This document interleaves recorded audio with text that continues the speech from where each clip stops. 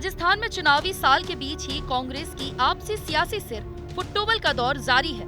साल के अंत में चुनाव है और चुनाव के नतीजे किस पार्टी के पक्ष में आएंगे, इसका फैसला तो जनता करेगी। मगर उससे पहले दोनों ही पार्टियों ने भावी सीएम के नाम पर घमासान जारी है। कांग्रेस के ये घमासान खुलकर सामने आ चुके हैं। सचिन पायलट के सीएम फेस पर आला कमान से जल्द फैसला करने के बयान के बाद अब विधायकों ने भी साफ तौर पर कहना शुरू कर दिया है कि अगर सचिन पायलट कांग्रेस का चेहरा होंगे तो ही सत्ता में वापसी हो सकती है।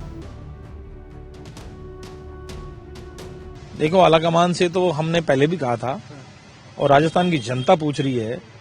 अब तो हाईकोर्ट में पूछ लिया था, हाईकोर्ट में भी कहा था कि इस्तीफे दबाव में दिए गए थे, स्वेच्छा से कोई इस्तीफे दिए नहीं गए थे।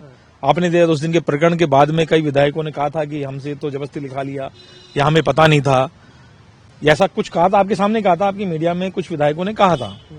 तो जो ये प्रकरण सामने आया है उसके बाद तो स्थिति स्पष्ट हो गई है कि जब विधायकों ने सामूहिक रूप से इस्तीफे नहीं दिए थे और बिना किसी दबाव में अगर नहीं दिए थे इस्तीफे, तो किसके दबाव में दिए थे इस्तीफे, इसकी जांच होनी चाहिए। और जो दोषी लोग हैं, जिन लोगों ने षड्यंत्र किया, हमारे को मानेसर जाने में षड्यंत्रकारी कह रहे थे, जिन लोगों ने कांग्रेस आलाकमान के खिलाफ, हम कांग्रेस आलाकमान के पास नहीं गए थे, कांग्रेस आलाकमान से मिलने गए थे, तो हमें तो दोषी ठहरा दिया गया था उसी समय। बिना कार्रवाई भी हुई थी, आप लोग जानते हैं। तो अब जब आलाकमान खुद यहाँ बैठा था, जयपुर के अंदर बैठे थे, हमारे प्रदेश के प्रभारी बैठे थे, ऑब्जर्वर खड़गे साहब बैठे हुए थे, उनके सामने जो पहली बार हिंदुस्तान के अंदर कांग्रेस के आलाकमान को आंख दिखाने की बात की और आंख दिखाई गई, उनके बाद समांतर पैनल बैठक बुलाई गई और उसके बाद में आज तक कार्रवाई नहीं गई। इससे कांग्रेस के कार्यकर्ता हताश हैं। इस सियासी घमासान के बीच सचिन पायलट आज कर्नाटक के दौरे पर रहे, जहां उन्होंने प्रदेश कांग्रेस के ऑफिस में स्थानीय और जिले प्रवक्ताओं से बात की। सचिन पायलट के इन दौरों को लेकर माना जा रहा है कि आला कमान ने पायलट पर फैसला कर लिया है।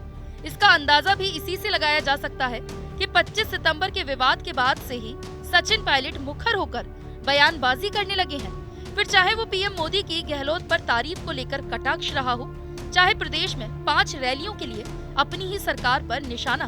2 दिन पहले ही एक इंटरव्यू में पायलट ने 25 सितंबर के विवाद में नोटिस जारी करते हुए नेताओं पर कार्रवाई नहीं किए जाने के मामले पर भी सवाल खड़े किए।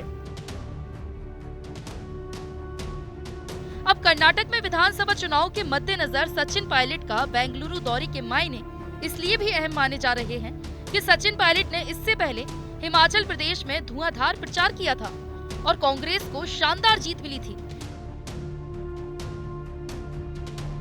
हिमाचल की जीत के बाद राजस्थान में पायलट के समर्थकों को जैसे संजीवनी मिल गई थी। प्रदेश में जारी सीएम फेस की लड़ाई के बीच सचिन पायलट की चुनाव वाले राज्यों में खासी डिमांड बताई जा रही है। इसलिए कर्नाटक चुनाव से पहले सचिन पायलट को वहां युवाओं को अपनी तरफ जोड़ने के लिए भेजा गया है। 22 फरवरी को छत्तीसगढ़ की राजधानी रायपुर में कांग्रेस का अधिवेशन होने वाला है और उम्मीद जताई जा रही है कि वहां से पायलट के नाम को लेकर कोई बड़ा ऐलान भी हो सकता है।